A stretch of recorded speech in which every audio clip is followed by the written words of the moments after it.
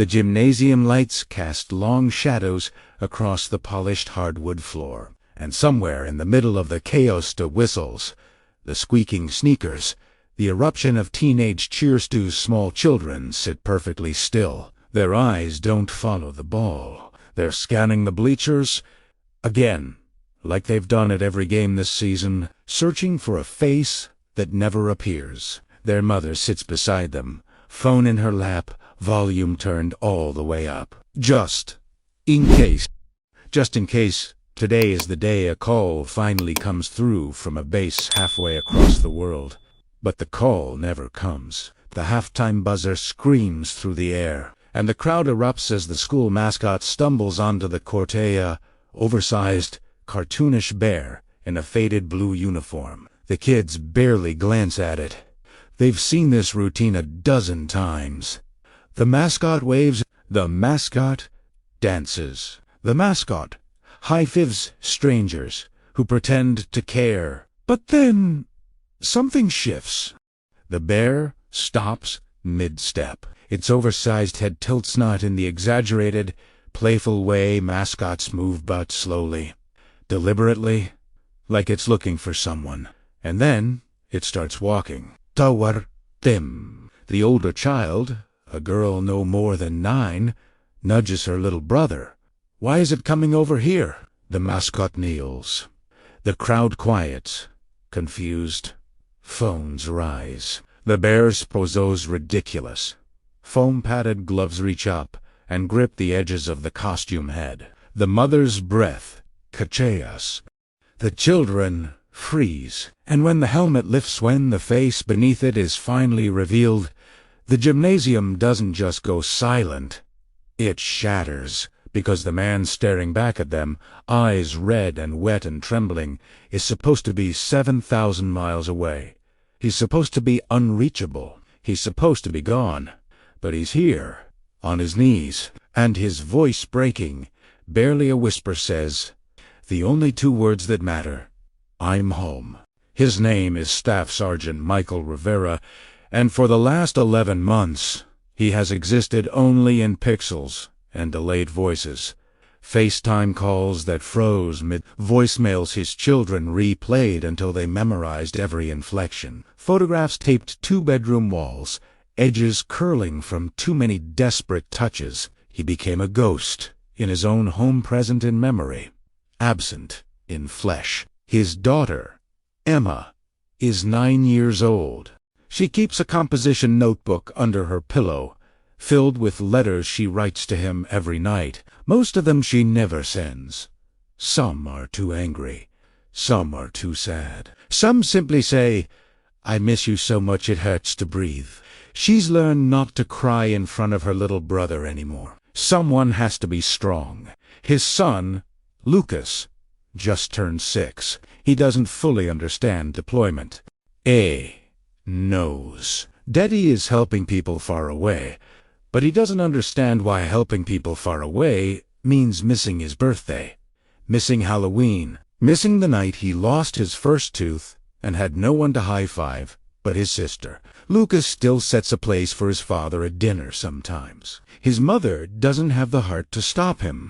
Their mother, Sophia, works double shifts as a nurse and comes home to an empty bed that still smells faintly of her husband's cologne because she refuses to wash the pillowcase. She scrolls through old text messages at 2 a.m. when the house is too quiet. She answers every unknown number with a jolt of hope and terror. Is it him? Is it about him? The last time they heard his voice was 17 days ago. The connection was terrible. He said he loved them. He said he was okay. He said he'd be home soon. Soon is a word that has lost all meaning in this house. The uniforms still hang in the closet, cleaned and pressed, waiting. Lucas tried on his father's patrol cap once when no one was looking. It swallowed his entire head. Emma found him like that, sitting on the closet floor, crying into fabric that smelled like dust and distance. They stopped asking when he'd be back after the 6th time. The answer was, we don't know yet, baby. So when the school sent home a flyer about the big basketball game, family fun night, halftime mascot, surprise, Sophia almost didn't bring them. What's the point of family night when your family is incomplete? But Emma begged. Lucas made a sign with crayons and glitter glue, and Sophia thought, maybe we need this. Maybe we need to feel normal again, even if it's pretend. So they went. They sat in the bleachers, surrounded by whole families, fathers with their arms around their wives, fathers teaching their sons to keep score, fathers who came home every single night. And Emma held her mother's hand a little tighter. And Lucas asked, just once, in a voice so small it almost disappeared into the noise, "Do you think Daddy can see us from where he is?" Sophia didn't know how to answer that. She didn't know that, at that exact moment, her husband was standing less than 50 feet, a Wahart hammering inside a foam bear costume, hands shaking so badly he could barely grip the mascot head. She didn't know that he'd been stateside for 3 days, coordinating with the school, with the principal, with a coach, anyone who could help him pull off the only surprise that mattered. She didn't know he'd spent the last hour backstage, pacing, praying, terrified that his kids wouldn't recognize him, that 11 months had changed him too much, that the war had carved something unrecognizable into his face. But when the halftime buzzer sounded and the mascot music started, Michael Rivera stopped thinking. He stepped onto that court, and he walked toward the only 3 people in the world who could make him whole again. 11 months is not a number. It's a smell. The fading scent of shampoo on a pillowcase that Sophia refuses to replace, even though the fabric has gone flat and lifeless. It's the ghost of Old Spice deodorant that lingers in the bathroom, a stick he left behind with a 1/4 inch remaining. She can't bring herself to throw it away. She can't bring herself to buy a new one, because buying a new one would mean admitting he's been gone long enough to need replacing. 11 months is a routine built around absence. It's Emma setting the table for 4, then quietly removing the 4th plate before anyone knows. It's Lucas leaving his father's boots by the door, untouched, because Daddy will need them when he gets back. It's Sophia microwaving leftovers for 1 adult and 2 children, portioning out meals that never quite feel like enough, even when the fridge is full. It's the space in the bed that stays cold. The right side, ish side. Sophia tried sleeping in the middle once, thinking maybe she could trick her body into forgetting the emptiness. But she woke up at 3 a.m., disoriented and reaching for a shoulder that wasn't there. She hasn't tried again. Every morning, Emma wakes up and checks her mother's phone before her own. "Anything?" she asks. And every morning, Sophia shakes her head. Not yet. Mia Lucas has started talking to the framed photograph on the mantel, the one where Michael is in full dress uniform, smiling that crooked smile that made Sophia fall in love with him in the first place. Lucas tells the photograph about his day, about how he scored a goal in soccer, about how a kid at school said his dad probably wasn't real because he's never seen him. Sophia had found Lucas crying in front of that photograph one night, whispering, "Please come home. Please. I'll be so good. I promise. I'll be so good." She held him until he fell asleep, and then she went into the bathroom, turned on the shower to muffle the sound, and sobbed so violently she thought she might break a rib. The hardest part isn't the big moments. It's the small ones. It's Lucas's school concert, where every other child ran off stage into their father's arms, and Lucas ran to his mother and his sister and tried to pretend he didn't notice the difference.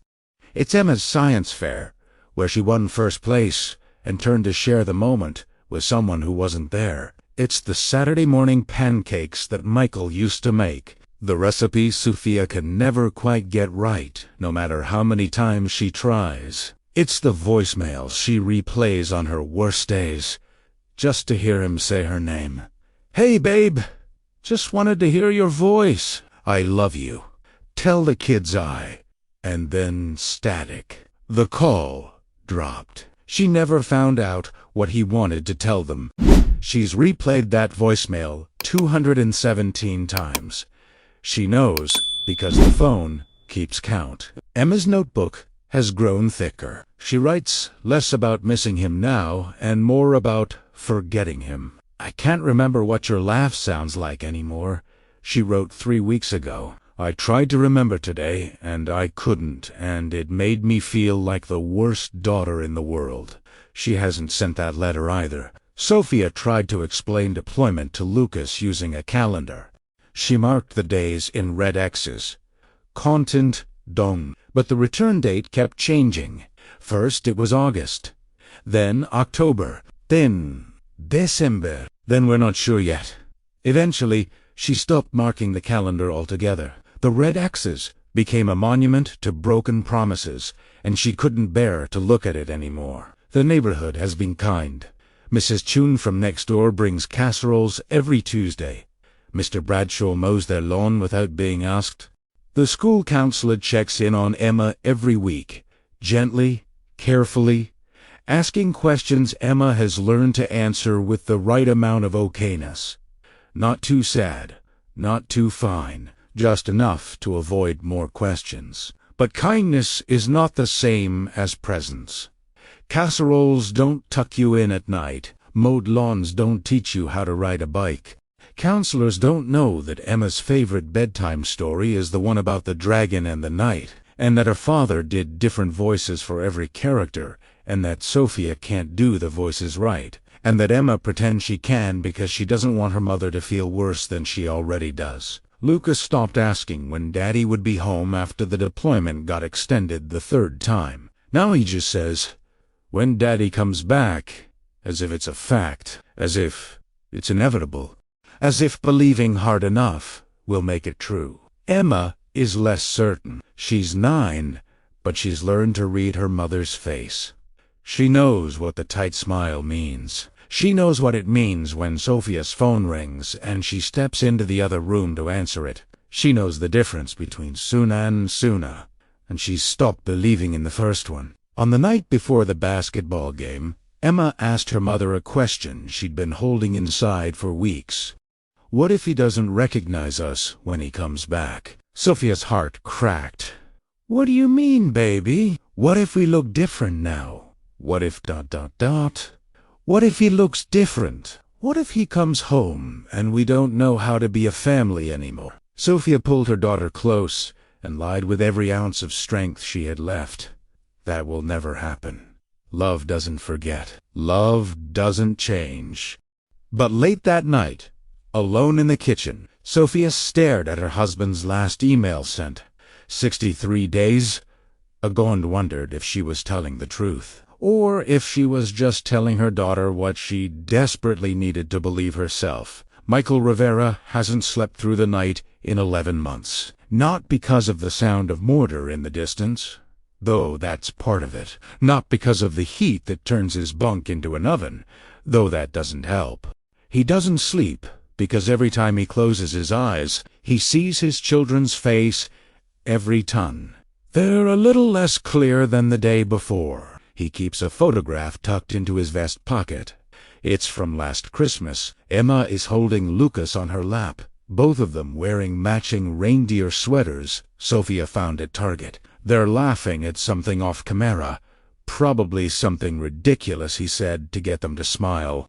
The edges of the photo are worn soft from being touched too many times.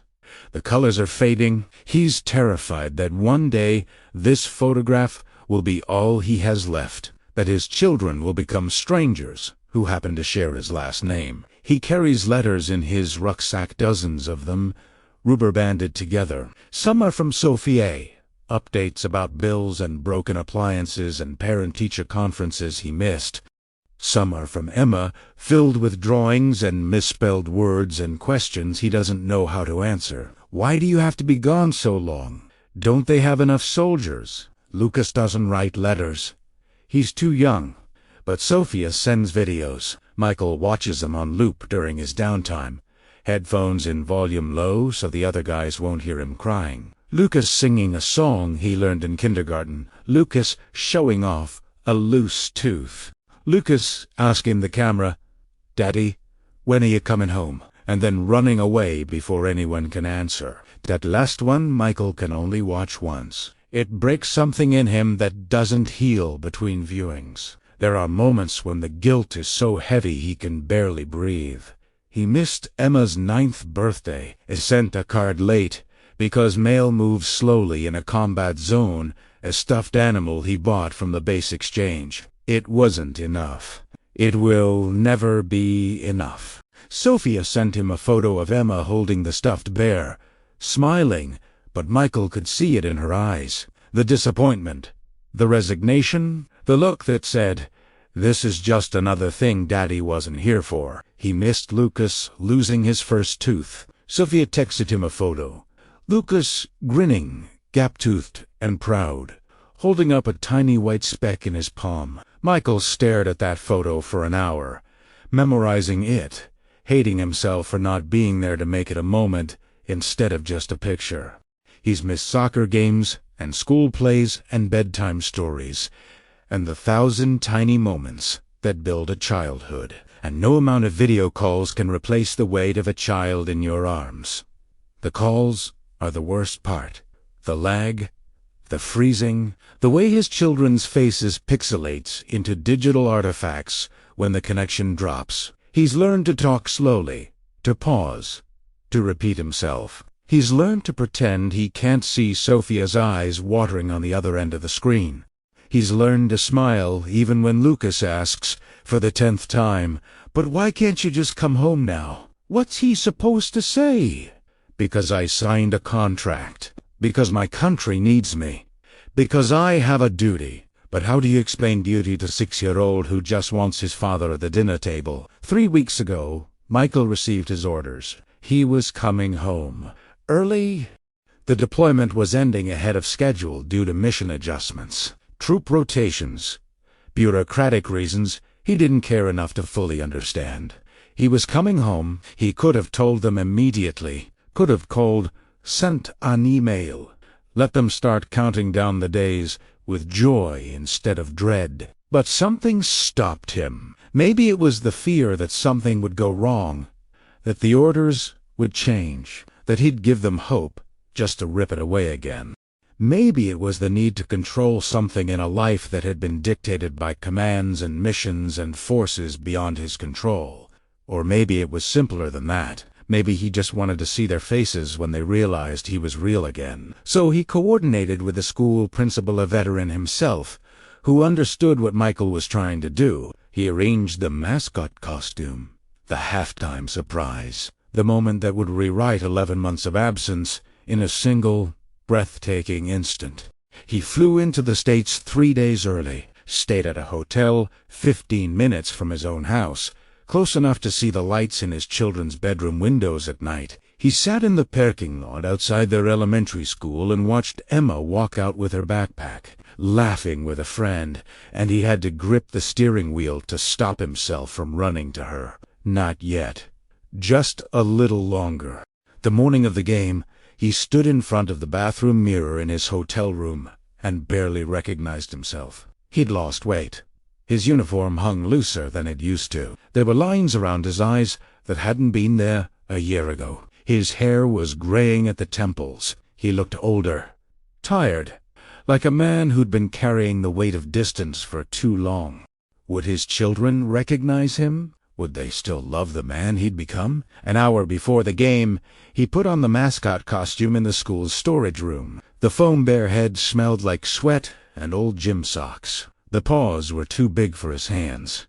He felt ridiculous. But when the halftime buzzer sounded and he stepped onto that court, ridiculousness didn't matter. All that mattered was the family sitting in the bleachers. All that mattered was the moment he'd been rehearsing in his head for 11 months. He walked toward them, heart pounding so hard he thought the crowd could hear it.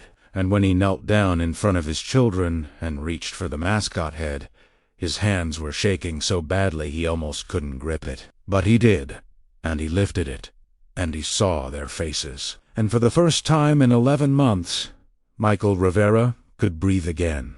The day begins like any other Saturday in the Rivera household, which is to say, it begins with absence. Sophia wakes at 6:47 a.m., 3 minutes before her alarm. Her hand reaches across the bed before her eyes open, a reflex she can't seem to break. The cold sheets remind her, like they do every morning, that she's alone. She lies there for a moment, staring at the ceiling, gathering the strength to face another day of being both mother and father, both comforter and disciplinarian, both the one who holds it together and the one who's quietly falling apart. In the next room, Emma is already awake. She's been awake since 6:15, writing in her notebook by the glow of her nightlight. Today's entry is shorter than usual. Basketball game tonight. I don't really want to go, but Lucas is excited. I'll pretend for him. She closes the notebook and slides it back under her pillow, careful not to wake her brother. Lucas is still asleep, curled around the stuffed bear his father sent 3 months ago. The bear's name is Captain Fuzzy. Lucas takes him everywhere. To school, to the grocery store, to bed every single night. When other kids ask why he carries a teddy bear at 6 years old, Lucas says, "My dad gave him to me. He's protecting me until my dad comes back." No one argues with that. Sophia makes breakfast on autopilot. Scrambled eggs, toast, orange juice, in the plastic cups with the cartoon characters that Lucas insists on using, even though he's almost too old for baby cups. She plates the food and sets it on the table, and for just a second, a fraction of a moment, she almost sets out 4 plates instead of 3. She catches herself, puts the 4th plate back in the cabinet. Emma notices. Emma always notices. "Mom," she asks quietly, "are you okay?" Sophia plasters on a smile that doesn't reach her eyes. "I'm fine, baby." Eat your breakfast. The morning passes in the usual rhythms. Cartoons, laundry, Lucas building an elaborate fort out of couch cushions, while Emma reads on the floor, half present, lost in a book about a girl who goes on adventures with her father. Sophia pays bills at the kitchen table, calculator in one hand, coffee in the other, trying not to think about how much easier this was when there were 2 incomes instead of 1. At 2 p.m., Lucas remembers the basketball game. "Mom! Mom!" We have to make a sign. Sophia looks up from her laptop, confused. A sign for the game. Everyone makes signs. I want to make one that says "Go Team." With lightning bolts? Emma rolls her eyes from the couch. That's so basic. Lucas, you're basic. Mom, tell him, both of you, stop. Sophia rubs her temples. Fine. Lucas, get the poster board from the closet. Emma, help him. And no fighting or we're not going. They don't fight. They spend the next hour sprawled on the living room floor, markers and glitter glue spread out like a craft store explosion. Lucas draws lightning bolts that look more like deformed snakes. Emma corrects his spelling. It's T, not Temenads, stars in the corners, because it looks too empty.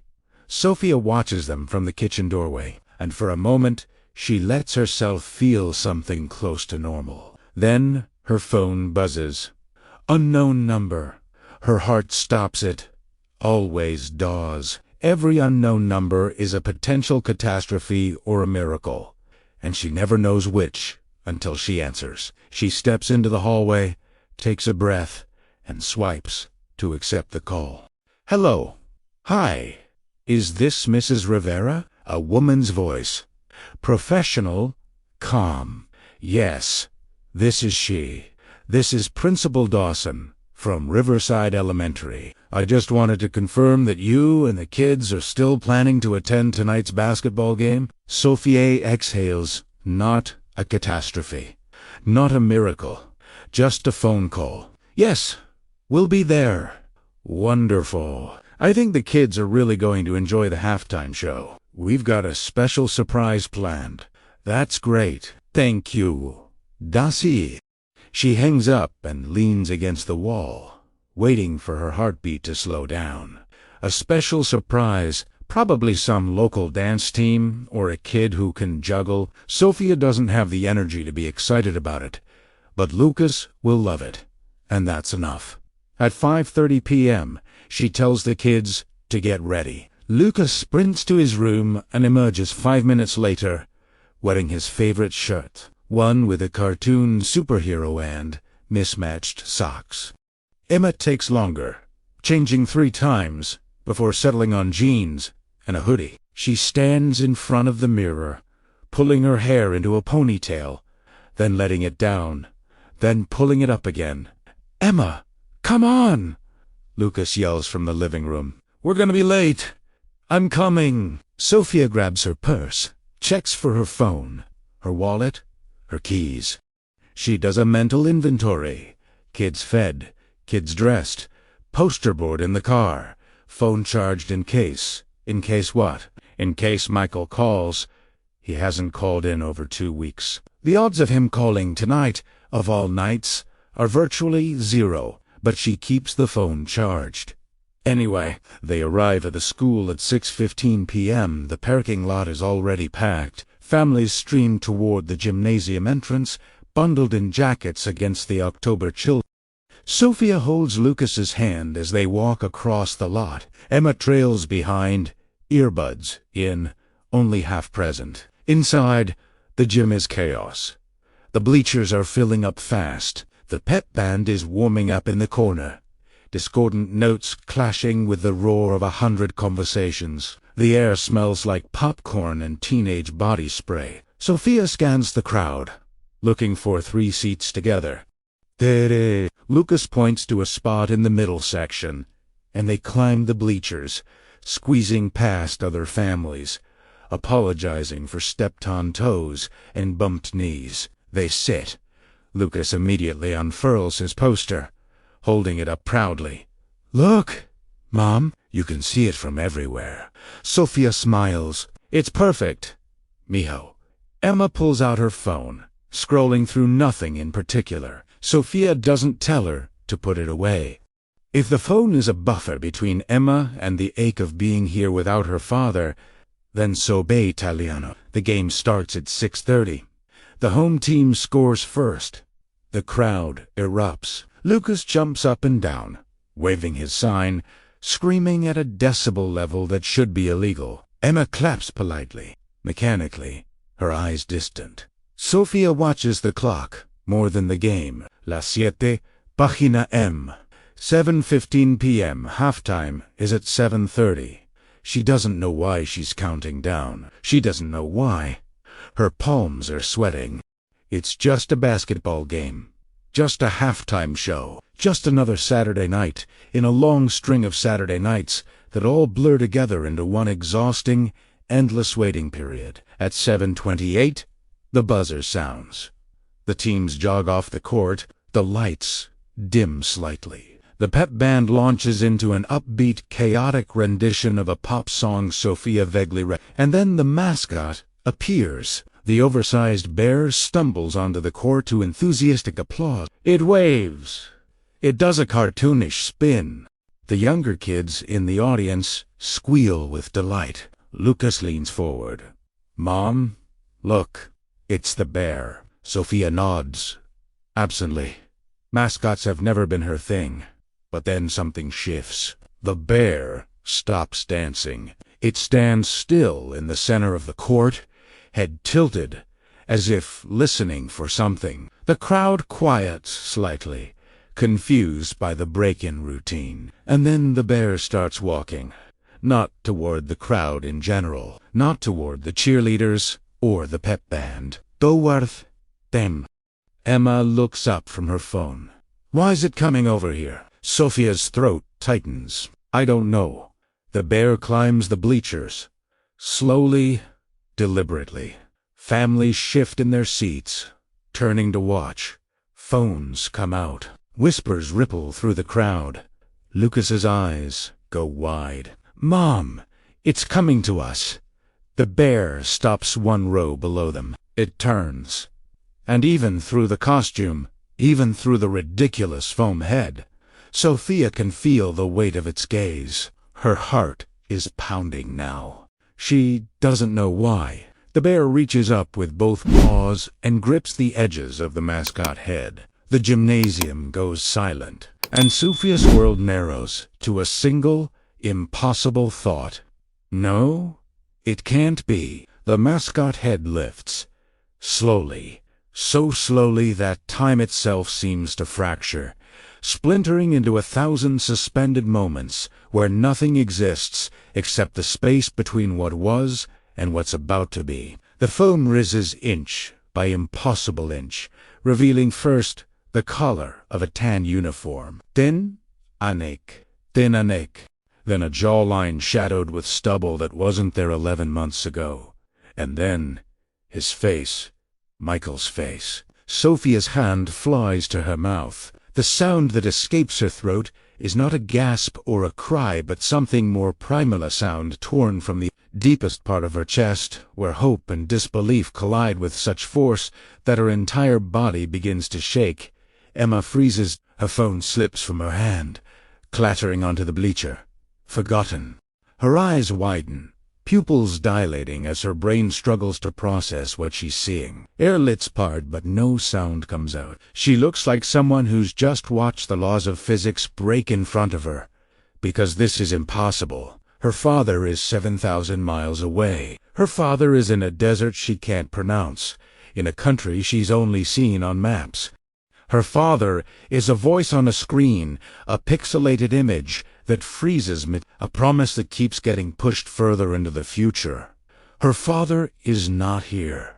Except he is. He's kneeling on the bleacher below them, mascot head tucked under one arm, eyes red-rimmed and glistening, mouth trembling as he tries to form words that keep dissolving before they reach his lips. Lucas doesn't understand what's happening. His 6-year-old brain is working overtime, trying to reconcile the silly bear costume with the face that's looking at him now, a face he knows from photographs, from video calls, from dreams that always end too soon. Daddy. The word is so small, so tentative, like he's afraid that saying it out loud will shatter the illusion. Daddy, is that really you? And Michael, who has faced mortar fire and 100-degree heat, and the soul-crushing monotony of a deployment that stretched on for nearly a year. Michael absolutely crumbles. Yeah, buddy. His voice cracks on the second word, splintering into something raw and broken and so achingly human that half the gymnasium starts crying before they even know why. It's me. It's really me. Lucas doesn't walk to him. He lunches. He scrambles over the bleacher seat with zero regard for safety or coordination, a tangle of skinny limbs and superhero teeth, and crashes into his father's chest with enough force to nearly knock them both backward. Michael catches him, wraps both arms around his son, and buries his face in Lucas's hair, shoulders shaking with sobs he's been holding back for 3 days, for 11 months. No. For every single second he's been away from this exact moment.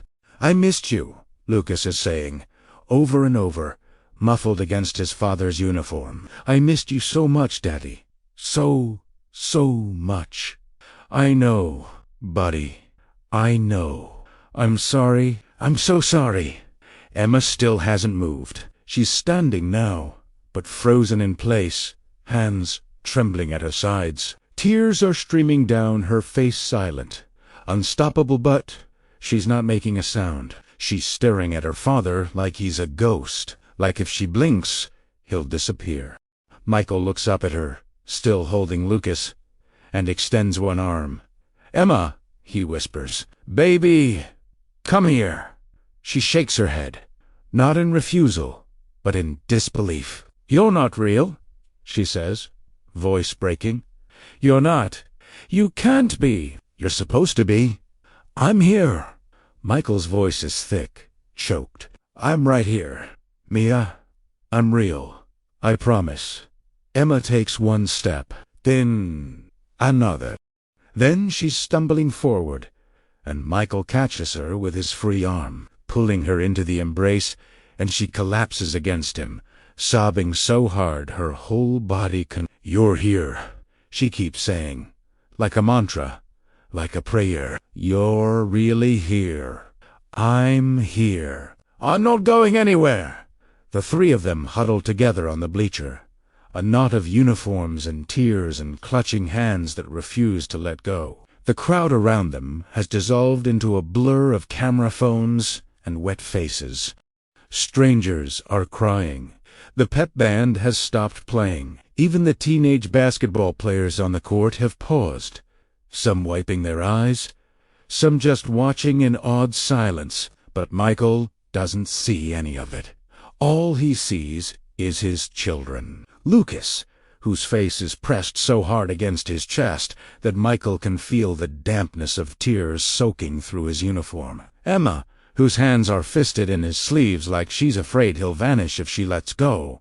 Their weight, their wormed, their realness. He's been carrying them in photographs and memories and video calls for 11 months. But nothing compares to this. To the way Lucas smells like grape jelly and kid shampoo. To the way Emma's hair is longer now, falling past her shoulders. To the way they both feel simultaneously bigger and smaller than he remembered. "I'm so proud of you," he's saying, words tumbling out in a rush, because there are 11 months worth of things he needs to say, and no amount of time will ever be enough. "I'm so proud of both of you. You were so brave, so strong. I'm sorry I wasn't here. I'm sorry I missed so much, but I'm here now." "I'm here!" Sophia is still standing, one hand over her mouth, the other pressed against her chest like she's trying to keep her heart from breaking out of her ribcage. Michael looks up at her.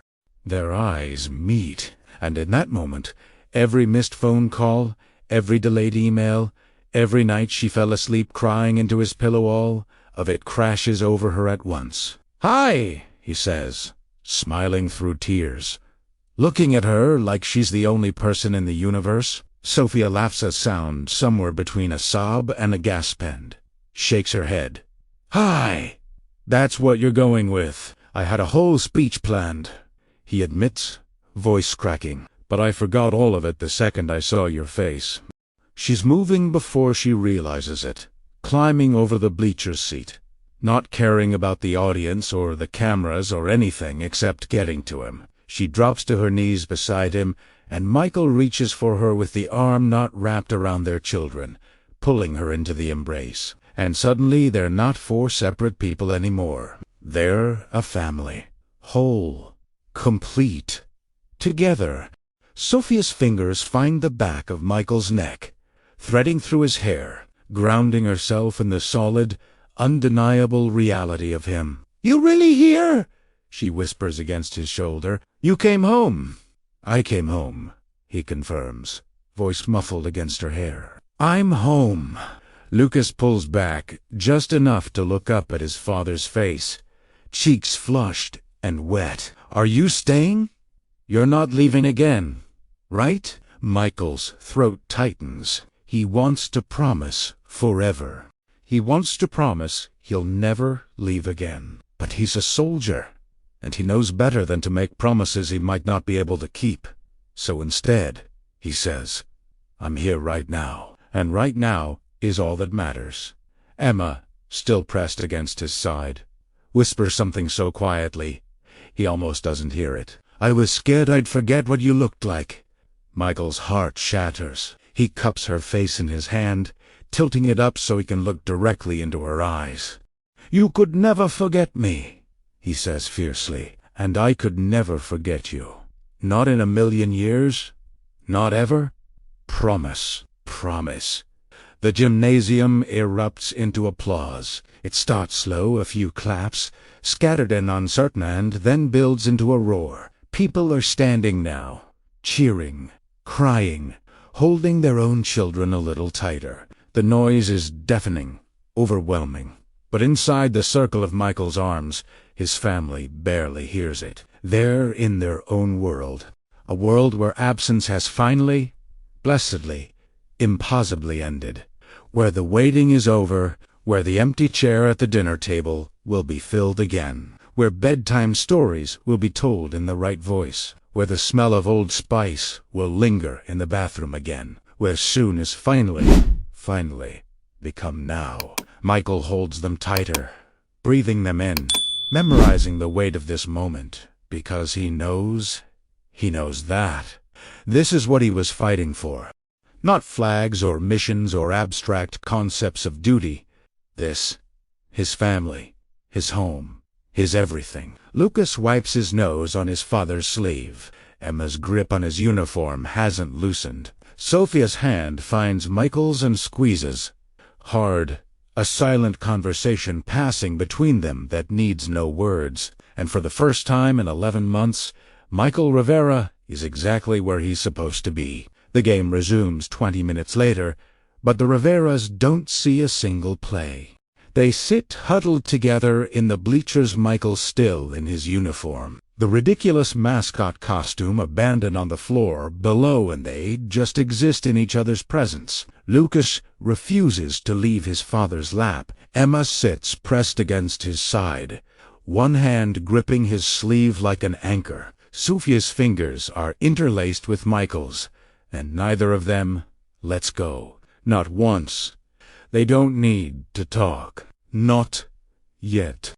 Words will come later over dinner tables and late-night conversations. During bedtime routines and Saturday morning pancakes, there will be time for stories, for explanations, for the slow, careful work of stitching a family back together after 11 months of separation. But right now, in this moment, silence is enough. Because some things transcend language. Some things live in the space between heartbeats, in the warmth of a hand that finally, impossibly, is holding yours again. In the weight of a child who's fallen asleep on your chest because for the first time in nearly a year, they feel safe enough to let go. In the way your wife looks at you like you're a miracle she'd stop believing in. Around them, life continues. The scoreboard ticks upward. The crowd cheers. Teenagers run up and down the court, chasing a ball that suddenly seems absurdly unimportant. But for the Rivera family, time has stopped. Or maybe it's finally started again. There's a photograph that will surface on social media within the hour, taken by a stranger in the bleachers, shared with the caption, "This is what coming home looks like." In it, Michael is kneeling, still half-dressed in the mascot costume, arms wrapped around two children who are clinging to him like he's the only solid thing in a spinning world. Sophia is beside them, one hand covering her mouth, tears streaming down her face. And if you look closely, if you zoom in past the blur of motion and emotion, you can see it in their eyes. Relief, joy, disbelief, gratitude. The weight of 11 months lifting all at once. The photograph will be shared tens of thousands of times. It will appear on news segments and military appreciation pages. Strangers will comment, "I'm not crying, you're crying." This is what service and sacrifice look like. God bless our troops and their families. But the Rivera family won't see any of that. Not tonight. Tonight, they're too busy holding each other. Later, much later, after the game has ended and the gymnasium has emptied, and they've driven home in a car filled with the sweetest kind of silence, Michael will walk through his front door and stop in the entryway.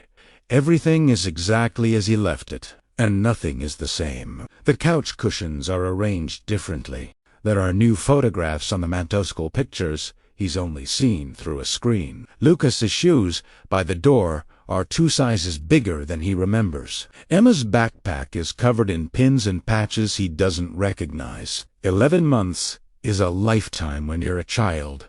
He's missed so much. But Sophia steps up beside him, resting her head on his shoulder, and whispers, "We have time now. We have time." And she's right. De Ido. That night, Michael reads bedtime stories in the voices Emma thought she'd forgotten. He tucks Lucas in with Captain Fuzzy, and sits on the edge of the bed until his son's breathing evens out into sleep. He stands in the doorway of Emma's room and watches her finally let go of the fear she's been carrying. "Good night, Mia," he whispers. "Good night, Dad," she whispers back. And then, so quietly he almost misses it, "I'm really glad you're home." "Me too, baby." "Me too." When he finally climbs into his own bed, into the space that's been cold for too long, Sophia's waiting for him. She doesn't say anything. She just reaches for him in the dark, and he pulls her close. And they lie there listening to the sound of their children breathing in the next room. "I kept your side of the bed empty," Sophia murmurs against his chest. "The whole time. I didn't want anyone else there. Not even just ... space." Michael's throat tightens. "I'm here now. I know." She presses closer. "But I'm still scared he's that crossy." "You're right here, and I'm still scared you'll disappear. You're not crazy." He kisses the top of her head. "I'm scared too." "Of what?" "That I don't know how to do this anymore. Be a husband. Be a dad. That too much has changed." Sophia pulls back, just enough to look at him in the darkness. "Then we'll figure it out together. That's what we do. That's what we've always done." And Michael believes her.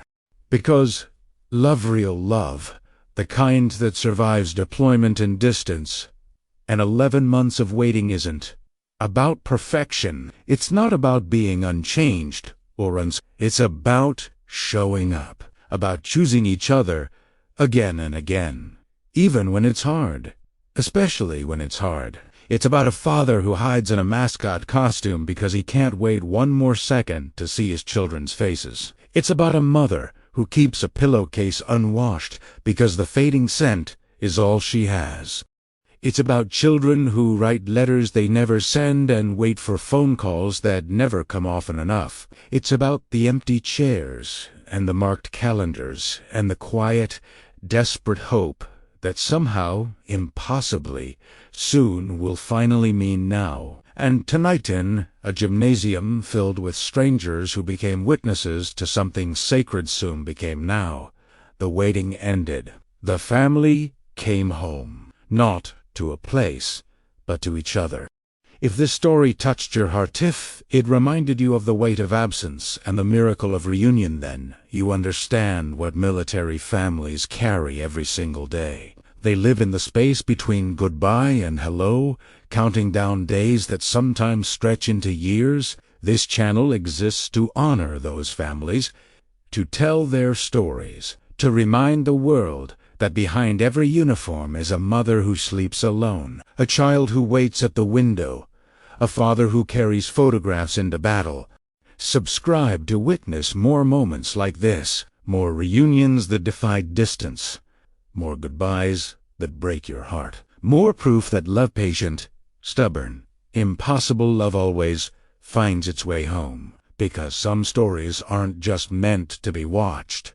They're meant to be felt. And this is one of them.